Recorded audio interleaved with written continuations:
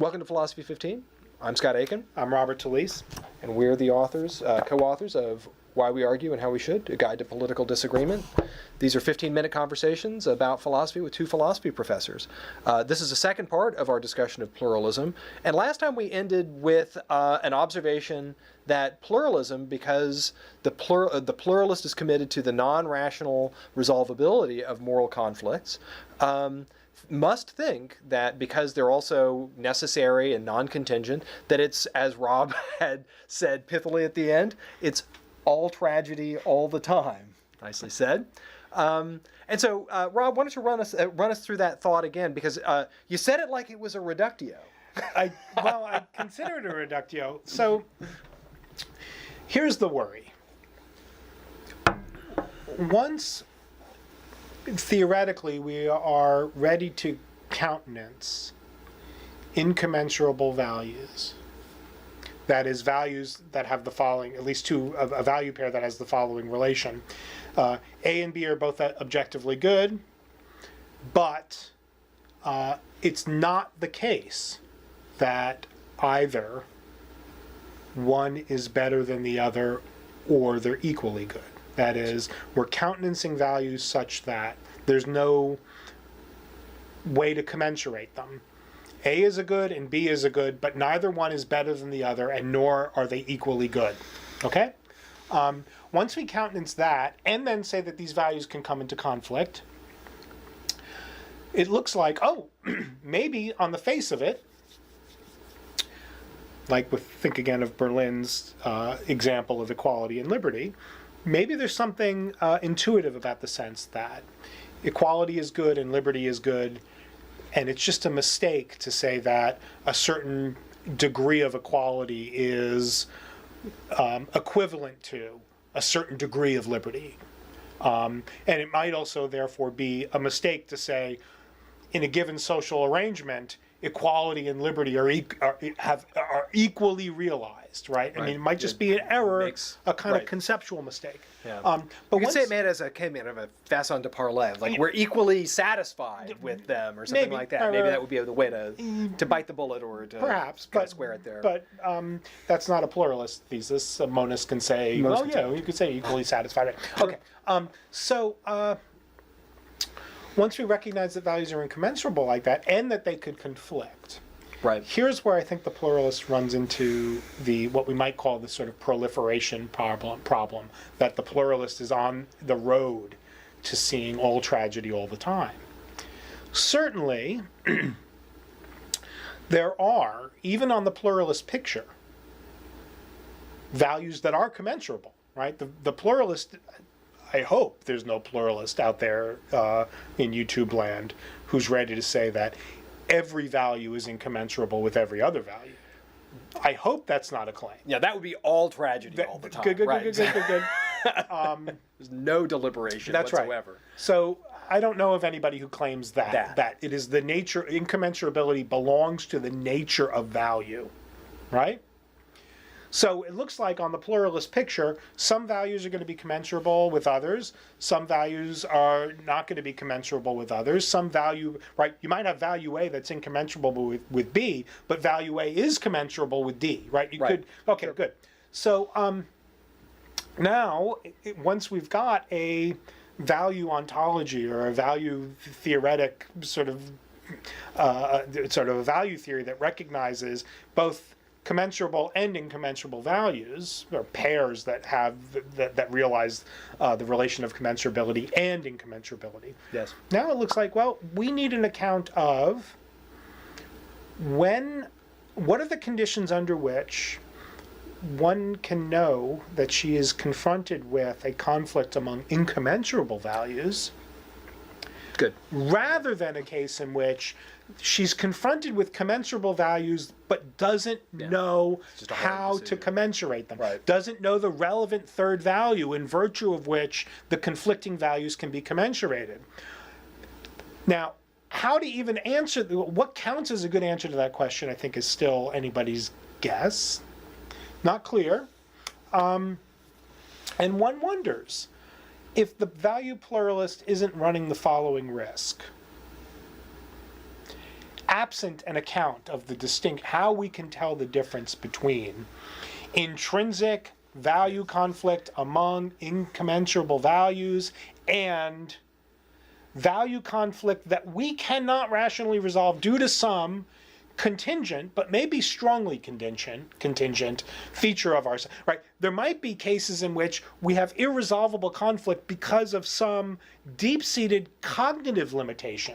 Right. There might be cases in which we have irresolvable conflict because of some resource limitation. Right. Maybe we have some contingent, but still pretty formidable lack of imagination.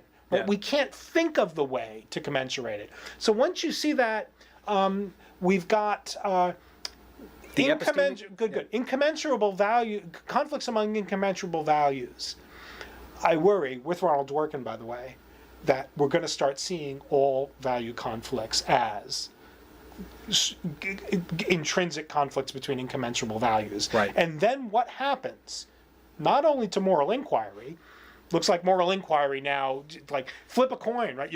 Anytime you've got a hard value, you don't know what to do, flip a coin. Right. You're bound to get what's good. Right, because it would be an error, right? First off, it's an error to do the rational element to it, and then secondly, right, you're going to get what's good. Right, and there's not a better choice. They're both good. So one further thing. So either we're going to do violence to the idea of moral inquiry, but it also seems as moral striving. Yeah. Right? The project, the sort of the Aristotelian, Platonic, Stoic, the project of trying to make a value whole of your life looks like a fool's errand. Yes. That's bad news. So first off, that value theory has got bad news for us. Maybe I think that lots of pluralists will just say, yeah, that's a thing that's a thing, right? Like tragedy is just part of our life. We've got a theory that makes sense of that. Not when the argument was that we have to save the appearances. Okay, yeah. Well, it's that.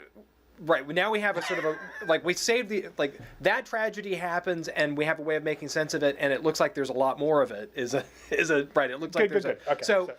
And maybe I'll characterize there's a second part of the main part of the argument they had there was, you might call it sort of a punt on second down phenomenon, right? It was didn't make a first down on first down, and so punt on second because you're never going to make it, right? Give up early. Give up early. And so I'm unsure. I think that the pluralists might have resources to reply to that. The first one is that not all pluralists are pluralists about everything. And maybe plenty of pluralists can say, look, we're really modest with regards to what we think these sorts of cases are. And so whenever we as pluralists show up and say, look, it looks like we've got a deep, the depth of the disagreement here is explainable because of the sort of the deep incommensurability of these values. That's a best explanation as to why we've had this. You still have to have inquiry for us to discover that these are plural cases. We don't just get to start with the thought that they're plural cases. The pluralism is the best is an inference to the best explanation from the cases for us to trying to square these circles. And so the point is that you learn not to square the circles after you've seen the lots of folks try to do it. And maybe we'll allow some people here and there to try to do it here and there, but we're going to realize that we've got certain kinds of limits because of the nature of the kinds of things that we're working with. So they don't have to sort of, it doesn't have to.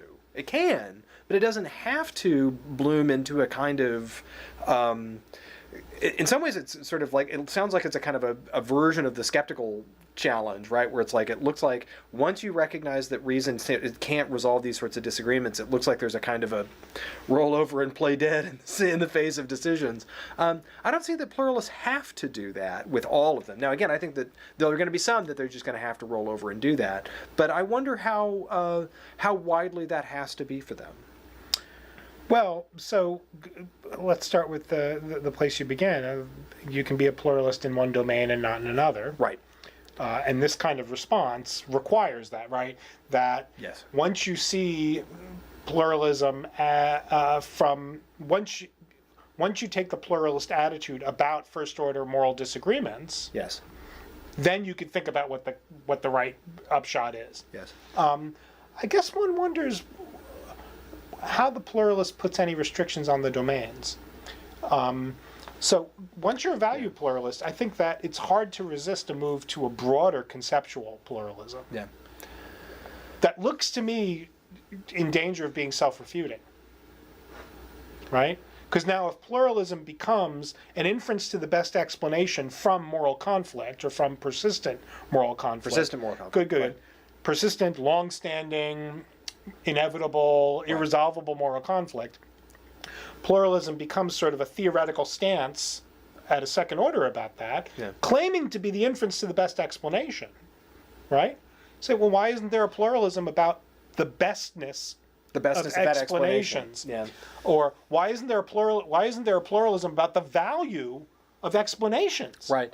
And so maybe the pluralist response is that it's action guiding. The bestness of the pluralist setting you up.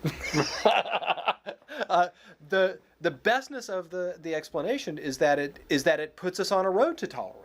That we have a principled reason for being able to explain why tolerance is the best course for us.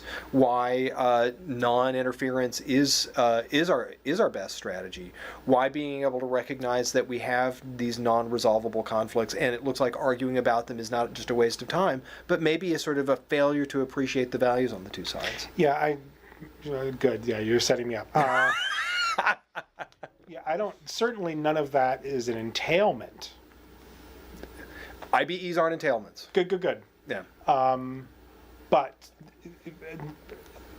that, in light of the inference, the pluralist proposed inference to the inference to pluralism as the best explanation of moral conflict. Yes. That the upshot of that is tolerance. Right. And open-mindedness and all the rest. Yep. Sounds great if you are already committed in a way that makes you look like a monist to those values as the appropriate adjudicative values, right? So it looks like if you're saying, oh, look, we're all, when there's moral disagreement, ascend to some procedural value that avoids violence, right? Yeah. Lets 1,000 flowers bloom, lets people pursue their own projects insofar as they can without cost to others, right? If those are your sort of second order procedural norms for dealing with moral disagreement, that pluralist story is going to sound great. You can tell except as a pluralism. Right. Because you can tell that story as a monist. Yep. You can be a monist who just says, wait a minute, the most important value is toleration, right? Yep. So monism doesn't have to be a sort of homogenizing doctrine. But what could you possibly say? You couldn't even correct or take yourself to be correcting somebody who says, look, there's persistent value conflict among A or B. Flip a coin. Right. And pursue if heads comes up, pursue A and forget about B. A is a good, right? A is a real good. You're not like getting a bad outcome, you're getting a good outcome. Or take you can slightly moderate the Carl Schmitt version. Say, oh, they're all goods here? Dominate the alien goods. Sure, they're goods, but your goods are yours. Yeah, and a kind of value stability is itself a good from many perspectives. Yeah. So achieve hegemony over the value universe. Now that sounds awful.